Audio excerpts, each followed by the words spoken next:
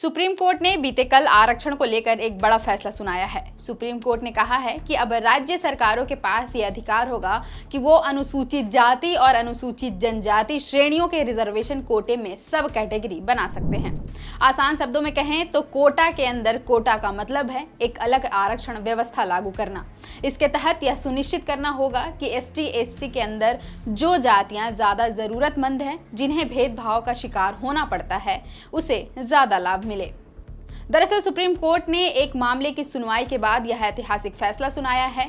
यह मामला पंजाब सरकार से जुड़ा है। पंजाब सरकार ने वाल्मीकि व मजहबी सिखों को अनुसूचित जाति आरक्षण का आधा हिस्सा देने के लिए नीति बनाई। वर्ष 2006 में मामला पंजाब और हरियाणा हाईकोर्ट पहुंचा। हाईकोर्ट ने इसे रद्द कर दिया, जिसके बाद यह मामला सुप्रीम कोर्ट पहुंच गया।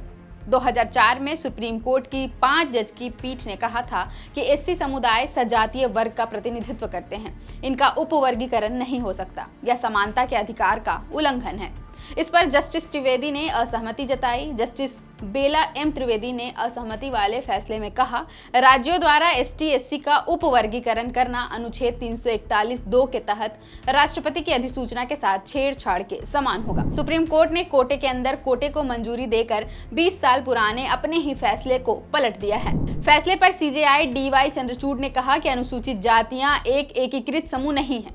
राज्य भेदभाव या पिछड़ेपन के आधार पर अनुसूचित जातियों के उपवर्गों को अधिक लाभ पहुंचाने पर ध्यान केंद्रित कर सकते हैं। इससे राष्ट्रपति को अनुच्छेद 341 के तहत अनुसूचित जातियों की पहचान करने के विशेष अधिकार का उल्लंघन नहीं होगा। राज्यों की उपवर्गीकरण करने की शक्ति न्यायिक समीक्षा के अधीन है। सुप्रीम कोर्ट के इस फैसले के बाद देश की सियासी सरगर्मी बढ़ गई है। तमिलनाडु सरकार ने सुप्रीम कोर्ट के फैसले को द्रविड़ मॉडल को मंजूरी बताया है।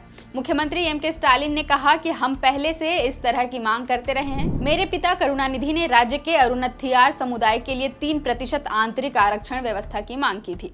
कर्नाटक के मुख्यमंत्री सिद्धारमैया ने भी सुप्रीम कोर्ट के इस फैसले का स्वागत किया है। सिद्धारमैया ने कहा कि कोर्ट के इस फैसले से कमजोर तबके को न्याय मिल पाएगा।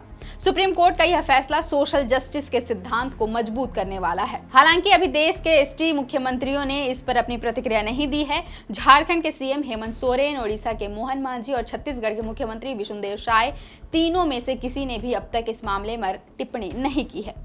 पूर्व सीएम मायावती ने सुप्रीम कोर्ट के वर्गीकरण के आदेश पर सवाल उठाया है। मायावती ने पूछा है कि सामाजिक उत्पीड़न की तुलना में राजनीतिक उत्पीड़न कुछ भी नहीं। क्या देश के करोड़ों दलितों व आदिवासियों का जीवन द्वेष व भेदभाव मुक्त, आत्मसम्मान व स्वाभिमान हो पाएगा?